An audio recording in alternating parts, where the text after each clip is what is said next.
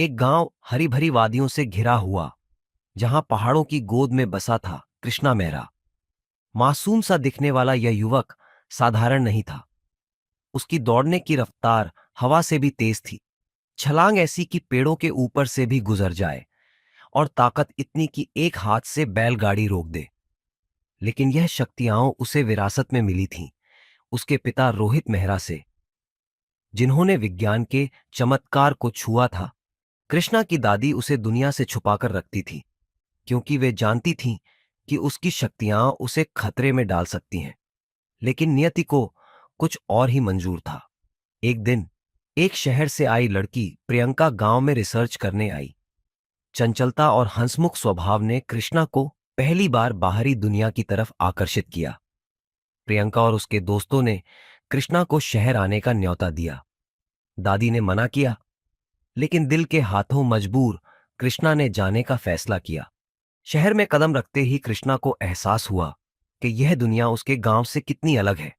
बड़ी इमारतें, भीड़ भाड़ वाली सड़कों और रोशनी से जगमगाता माहौल। लेकिन असली संकट तब आया जब उसे अपने पिता की खोज से जुड़ा एक बड़ा राज पता चला।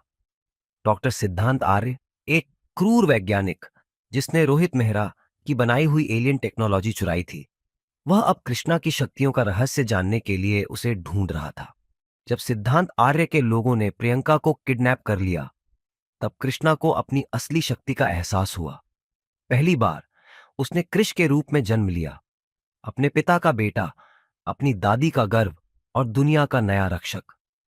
तेज गति से दौड़ते हुए, ऊंची इमारतों को पार करते हुए और अपनी अद्भुत ताकत से दुश्मनों को धूल चटाते हुए, कृष्ण ने सिद्धांत आर्य के अड्डे में घुसकर सब कुछ तहस नहस कर दिया।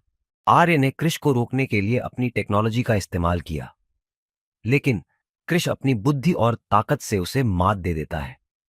जब आर्य भागने की कोशिश करता है, कृष उसे रोक लेता है और उसे उसके ही बनाए हुए ट्रैप में फंसा देता है। प्रियंका को बचाकर कृष पहली बार समझता है कि उसकी शक्तियां सिर्फ उसकी नहीं, बल्कि पूरी मानवता के लिए हैं। कृष ने शहर को बचा लिया, लेकिन उसकी पहचान एक रहस्य ही बनी रही।